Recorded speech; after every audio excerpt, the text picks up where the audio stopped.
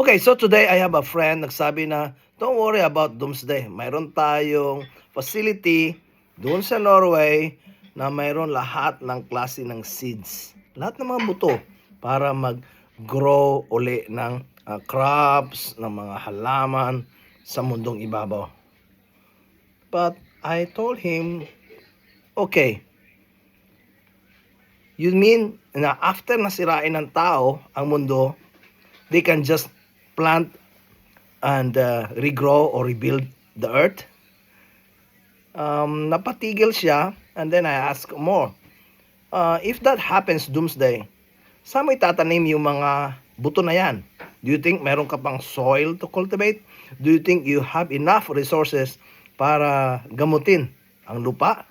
Para maging enough siya para mag-sustain ng buhay ng mga halaman?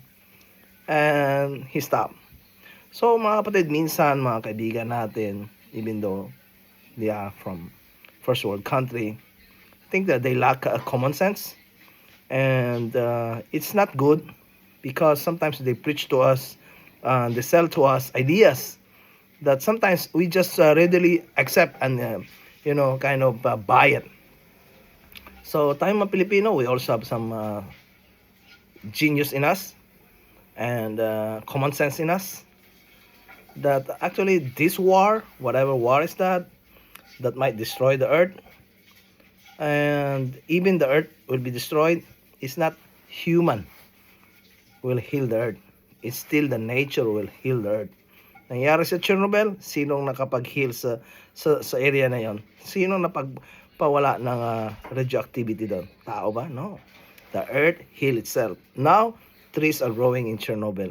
In Russia, naalala nyo yun sa Chernobyl, kung saan pumutok ang nuclear power plant. Mga kapatid, what I'm trying to say today in this video is that man is only here to use earth. Okay? Whatever we do, we abuse it or we use it properly, that's up to us. But to sustain the life here on earth is not up to us. Even yung air na nilalanghap natin, can we produce air? Can we make the sun glow according to what our desire is? No. It's nature. It's the blessing of God na meron diyang araw tuwing umaga at sa kapag gabi mayroong buwan. It's the nature of the earth na meron diyang hangin na oxygen na nilalanghap natin na kailangan natin ng ating lungs to survive. It is not the human work. Hindi yan trabaho ng tao. Hindi yan gawa ng tao. All we are here is to consume and use what is given to us na pinahiram sa atin ng puong may kapal.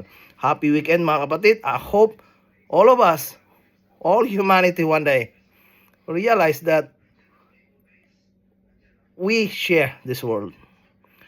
We cannot own this world to ourselves and then leave the other people die in starvation or hunger or homelessness. We got to share this world. That is humanity. Magandang umaga. Ako si Staley. Happy weekend.